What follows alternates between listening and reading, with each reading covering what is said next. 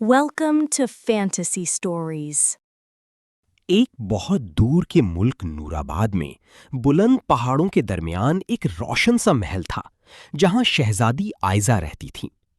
आयजा दूसरी शहजादियों की तरह सिर्फ जेवरात और महफिलों की शौकीन नहीं थी, बल्कि उसका दिल किताबों, पुराने राजों, परिंदों की बोली और बागों की खुशबू में बसता था। महल के पिछले हिस्से में एक बहुत पुराना बाग था जिसे सब जादुई आम का बाग कहते थे। मगर अजीब बात यह थी कि सदियों से उस बाग का दरवाजा बंद था और महल के बुजुर्ग खादिम बच्चों को उस जगह के करीब जाने से भी रोकते थे। कहते थे कि वहां आम के दरख्त रात के अंधेरे में सरगोशियां करते हैं और जो भी बाग का राज समझ ले उसकी जिंदगी हमेशा के लिए बदल जाती है। शहजादी आयजा बचपन से ये कहानियां सुनती आ रही थी और हर दफा उसके दिल में एक नया सवाल जन्म लेता था। अगर बाग वाकई जादुई है तो उसे बंद क्यों कर दिया गया? और अगर उसमें कोई खतरा है तो फिर उसका नाम अब तक इज्जत से क्यों लिया जाता है? आयजा ने कई बार अपने वालिद बादशाह सलमान से पूछा, मगर बादशाह हमेशा बात टाल देते और कहते कि कुछ दरवाजे वक्त से पहले नहीं खोलने चाहिए। ये जवाब आयजा के लिए कभी काफी ना होता।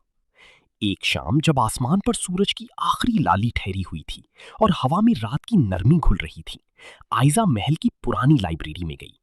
लाइब्रेरी की सबसे अंधेरी गोशी में लकड़ी की एक बहुत बड़ी अलमारी थी जिसका ताला जंग आलूद था। आयजा को हमेशा लगता था कि उस अलमारी में कोई खास राज छुपा है। उसने खामोशी से चाबी ढूंढी जो दीवार पर लटकी पुरानी चिरागदानी के पीछे मिली। जब ताला खुला तो अंदर से मिट्टी और पुरानी कागजों की खुशबू निकली। अलमारी में कदीम नक्शे, किताबें और एक हरा मखमल का डब्बा पड़ा था। आयजा ने डब्बा खोला तो उसमें सोने की बारीक नक्श वाली एक छोटी सी कुंजी रखी थी और साथ एक परचम जैसा पुराना कागज जिस पर लिखा था, जो दिल से सच्चा हो और जमीन की जबान समझता हो, सिर्फ वही आम के बाग का दरवाजा खोल सकता है। आयजा का दिल जोर जोर से धड़कने लगा। उसने कुंजी को अपनी मुट्ठी में लिया और लाइब्रेरी की खिड़की से बाहर झांका। दूर अंधेरे में बाग की पथरीली दीवार नजर आ रही थी। चांद निकलने ही वाला था और आयजा ने फैसला कर लिया कि आज रात वो बाग का राज जान कर रहेगी। रात गहरी हुई तो महल सो गया, मगर आयजा ने अपनी सहेली और वफादार खादिमा महर को सब बता दिया। महर पहले तो बहुत घबराई और बोली कि शहजादी, हमें पकड़ लिया गया तो हम मुश्किल में फंस जाएंगे। मगर फिर उसने आयजा की आंखों में चमक देखी और चुप हो गई। दोनों ने सादे कपड़े पहने, मशाल की जगह छोटी सी जुगनू वाली फानूस ली और महल के पिछले रास्ते से बाग की दीवार तक पहुंच गईं। दीवार के दरमियान बेलों में छुपा एक लोहे का पुराना दरवाजा था जिसे देखकर लगता था कि सदियों से किसी ने छुआ तक नहीं। आयजा ने सोने की कुंजी ताला में डाली। ताला आहिस्ता से घूमा और बगैर किसी शोर के दरवाजा खुल गया। अंदर कदम रखते ही दोनों एक बिल्कुल अलग दुनिया में दाखिल हो गईं। हवा मीठी थी मगर आम सी नहीं। उसमें शहद, चमेली, बारिश और धूप का अजीब सा इम्तिजाज था। जमीन पर नर्म हरियाली बिछी थी और बाग के दरमियान आम के दरख्त आसमान तक उठते मालूम होते थे। उनकी पत्ती हल्की रोशनी छोड़ रही थी, जैसे उनमें चांदनी भर दी गई हो। हर शाख से सुनहरी, हरी, नारंगी और सुर्ख रंग की आम लटक रही थी और जब हवा चलती तो यूं लगता जैसे वो हल्की सी धुन बजा रही हो। महर ने धीमी आवाज में कहा, ये बाग तो जिंदा लग रहा है। आयजा ने हां में सर हिलाया और उसी लम्हे उनके सामने सबसे पुराने दरख्त के तने पर रोशनी का दायरा बना और उसमें से एक बहुत खूबसूरत परिंदा निकला। उसके पर सब्ज जमुरत जैसे थे और आंखें मोती की तरह चमक रही थीं। परिंदा उनकी गिर चक्कर काटकर आयजा के सामने बैठ गया और इंसानी जबान में बोला, खुशामदीद शहजादी आयजा, हम इंतजार कर रहे थे। मैं महर डर के मारे पीछे हट गई, मगर आयजा ने हिम्मत से पूछा, तुम कौन हो? परिंदा मुस्कुराया और बोला, मैं हुमाए बाग हूं, इस बाग की निगरानी करता हूं। सदियों पहले तुम्हारी दादी मां मलिका जरीन ने इस बाग को दुआ दी थी कि जब तक सल्तनत में इंसाफ और रहमत जिंदा रहेगी ये बाग फलता रहेगा। इस बाग के आम सिर्फ मीठे फल नहीं बल्कि कुदरत की अमानत हैं। हर आम एक दुआ, एक याद और एक रूहानी ताकत अपने अंदर रखता है। मगर जब लोग लालच में अंधे हो गए और बाग की बरकत को सिर्फ दौलत समझने लगे, तब बाग ने अपने आप को बंद कर लिया। आयजा ने हैरानी से कहा, तो फिर अब क्यों खुला?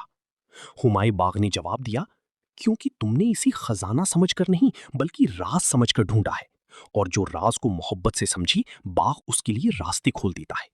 मगर सुनो शहजादी, बाग खतरे में है। उसके दिल तक अंधेरा पहुंच रहा है। अगर 3 चांद के अंदर बाग की रूह को जगाया ना गया तो ये तमाम दरख्त सूख जाएंगे और नूराबाद की जमीन से बरकत उठ जाएगी। आयजा ने फौरन पूछा, हमें क्या करना होगा? हुमा ने अपना पर फैलाया और कहा, तुम्हें 3 अमानतें हासिल करनी होंगी। पहली, सुबह की पहली बूंद, दूसरी, सच्चाई की आवाज और तीसरी, बेगर्ज मोहब्बत की निशानी। इन तीनों को बाग के मरकजी चश्मे में मिलाकर सबसे पुरानी दरख्त की जड़ों तक पहुंचाना होगा, तब बाग फिर से जाग उठेगा। अगले ही लम्हे बाग की रोशनी हल्की पड़ने लगी और हवा में उदासी भर गई। आयजा ने देर न की। उसने मेहर के साथ पहली अमानत ढूंढने का सफर शुरू किया। सुबह की पहली बूंद हासिल करना आसान न था। हुमा ने बताया कि वो बूंद कोहे सदाफ की चोटी पर पैदा होती है, जहां सूरज की पहली किरण एक सफेद गुल पर गिरती है। आयजा और मेहर रात भर चलती रहीं, जंगलों से गुजरी, पथरीले रास्तों पर चढ़ीं, और जब फलक ने नीली रोशनी लेनी शुरू की तो वो पहाड़ी की चोटी पर पहुंच गईं। वहां वाकई एक सफेद फूल था जो अंधेरे में भी चमक रहा था। जैसे ही सूरज निकला, उसकी पहली किरण फूल पर पड़ी और फूल के दरमियान मोती सी एक बूंद उभर आई। आयजा ने एहतियात से उसे शीशे की छोटी सी शीशी में कैद कर लिया। दूसरी अमानत सच्चाई की आवाज थी, जो नक्शे गुफ्फार नाम की गार में छुपी थी। कहते थे कि वहां हर शख्स की आवाज उसका असल चेहरा दिखा देती है। झूठा इंसान वहां बोल ही नहीं सकता। आयजा और मेहर गार में दाखिल हुई तो दीवारों पर पुराने अल्फाज चमकने लगे। गार के बीचों बीच नीली रोशनी का एक सांचा बना हुआ था और एक आवाज गूंजी, सच बोलो वरना खामोश हो जाओ। आयजा ने आंखें बंद की और कहा, मैं बाग को बचाना चाहती हूँ क्योंकि मैं उसकी मालिक नहीं, उसकी मुहाफिज बनना चाहती हूँ। मेहर ने कहा, मैं शहजादी के साथ इसलिए हूँ क्योंकि वफादारी सिर्फ आसानी में नहीं, मुश्किल में पहचानी जाती है। जैसे ही उन्होंने सच बोला, नीली रोशनी से एक नर्म लहरी निकली और शीशे की दूसरी बोतल में कैद हो गई। हुमा की आवाज दूर से आई, यही है सच्चाई की आवाज। अब तीसरी अमानत सबसे मुश्किल थी, बेगर्ज मोहब्बत की निशानी। हुमा ने कहा, इसे ना खरीदा जा सकता है ना मांगा जा सकता है, ये सिर्फ दिया जाता है और अक्सर देने वाला खुद नहीं जानता कि उसने क्या दिया है। ऐजा परेशान हो गई कि वो इस चीज को कहाँ ढूंढे। मगर सफर के तीसरे दिन जब वो महल वापस लौट रही थीं तो रास्ते में एक पुराना गांव मिला जहां कहत का असर था। लोग परेशान थे, बच्चे भूखे थे और कुआं सूखा पड़ा था। ऐजा ने पहचान छुपाई हुई थी, मगर उसका दिल पिघल गया। महल लौटकर वो आराम से बैठ सकती थी, लेकिन उसने अपना खाना, पानी, अपनी सवारी की मशकीज़ें और सफर के लिए रखा अनाज सब गांव वालों को दे दिया। फिर भी उसे लगा कि ये बस फर्ज था, निशानी नहीं। उसी गांव में एक छोटी सी बच्ची थी जिसका नाम नूर था। नूर के पास सिर्फ एक पुराना कपड़े का गुड्डा था जो शायद उसकी सबसे प्यारी चीज थी। जब ऐजा वहां से रवाना होने लगी तो नूर दौड़ती हुई आई और बोली, पाजी, आपने हमें सब कुछ दे दिया, मेरे पास बस ये गुड्डा है, आप इसे ले लो ताकि आपको याद रहे कि आप अच्छी हो। ऐजा की आंखों में आंसू आ गए। उसने कहा, ये तुम्हारी प्यारी चीज है, तुम क्यों दे रही हो? नूर हंसकर बोली, क्योंकि जब कोई दिल से देता है तो चीज छोटी नहीं होती, उसकी नीयत बड़ी होती है। इतना कहकर उसने गुड्डा ऐजा के हाथ में रख दिया। उसी वक्त गुड्डे के दिल के पास से हल्की सी सुनहरी रोशनी निकली और तीसरी शीशी में समा गई। ऐजा समझ गई कि यही बेगर्ज मोहब्बत की निशानी थी। जब ऐजा और मेहर बाग में वापस पहुंची तो चांद अपनी तीसरी मंजिल में था। बाग बहुत कमजोर लग रहा था, पत्ती मुरझा रही थी, रोशनी धुंधली थी और आम जमीन पर गिरकर बेरंग होने लगे थे। हुमायूं बाग भी जख्मी सा लग रहा था। उसने जल्दी से कहा, देर मत करो, मरकजी चश्मे तक जाओ। बाग के बीच एक गोल संगे मरमर का हौज था जिसमें आम दिनों में रोशनी का पानी बहता होगा, मगर अब वो खुश्क था। ऐजा ने पहली शीशी खोली तो सुबह की बूंद मोती की तरह चश्मे में गिरी। दूसरी शीशी से सच्चाई की आवाज निकली जो गीत की सूरत हवा में फैल गई। तीसरी शीशी से नूर की मोहब्बत की सुनहरी लौ निकली और पानी के बीच तैरने लगी।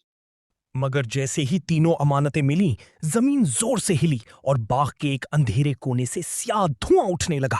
उस धुएं में से एक साया निकला जो आदमी भी लगता था और धूल का तूफान भी। उसकी आंखें अंगारों की तरह जल रही थीं। हुमा ने फरियाद की, ये लालच का साया है, यही सदियों से बाग की रूह को कमजोर करता रहा है। ये लोगों के दिलों में हसद और हिर्स भरकर बाग की बरकत पीता रहा है। साया गरजा और बोला, ये बाग ताकत है और ताकत हमेशा लेने वाली की होती है, देने वाली की नहीं। तुम इसे बचा नहीं सकती। शहजादी मेहर घबरा गई, मगर आयजा ने अपने कदम जमाए रखे। उसने जोर से कहा, ताकत वो नहीं जो छीन ली जाए, ताकत वो है जो बांटने से बढ़े। उसने नूर का गुड्डा अपने सीने से लगाया और चश्मे से निकली रोशनी को दोनों हाथों में समेटकर पुरानी दरख्त की जड़ों की तरफ दौड़ पड़ी। साया उसका रास्ता रोकने लगा। हवा तेज हो गई, जमीन से बेलें उठकर लपेटने लगी, मगर आयजा ने हार न मानी।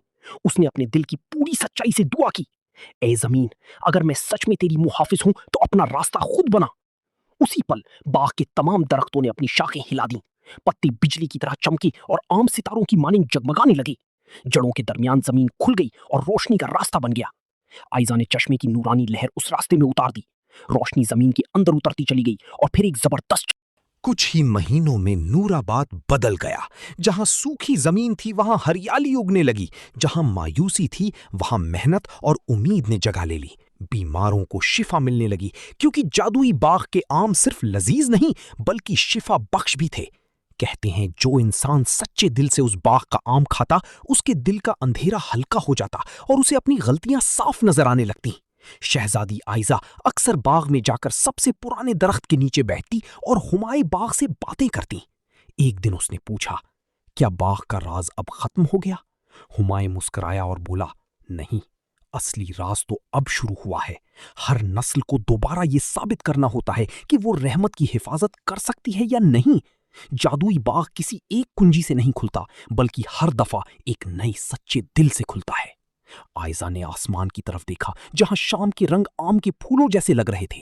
उसने महसूस किया कि शहजादी होना सिर्फ ताज पहनने का नाम नहीं, बल्कि लोगों के दुख समझने, उनकी जरूरत पहचानने और कुदरत की अमानत की रखवाली करने का नाम है।